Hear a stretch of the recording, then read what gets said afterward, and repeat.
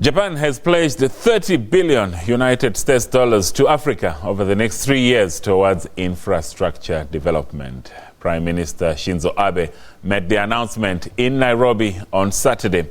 Speaking during the 6th Tokyo International Conference on African Development, TICAD, in Kenya, Abe told African heads of state that the funds will include 10 billion United States dollars for infrastructure development in Africa, which will be implemented jointly with the African Development Bank. And South Africa's President Jacob Zuma is among the 34 African heads of state and government who are attending the weekend summit in Nairobi. The 30 billion is in addition to 32 billion US dollars that Japan pledged to Africa during the last TICAD summit held in 2013 in Yokohama. I expect the total will amount to 30 billion US dollars. This is an investment that has faith in Africa's future, an investment for both Japan and Africa to grow together. In the 23 years since the TICAD process began, the total amount of ODA to Africa that Japan has carried out amounts to 47 billion US dollars.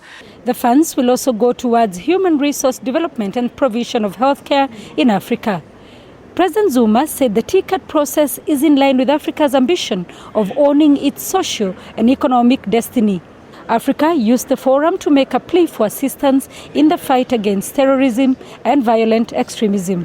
We must also ensure that the global governance system responds as robustly to African security crisis as it does in other parts of the world. We bear in mind that social cohesion in communities, countries, regions, and indeed on our planet can only be built on a foundation of inclusion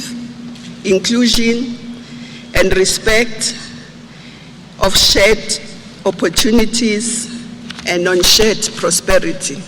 This year's TICAD Forum, including the public-private discussions that will take place here, will focus on 3 key areas: infrastructure and human resource development, as well as health for all of them key in Africa's growth and development agenda.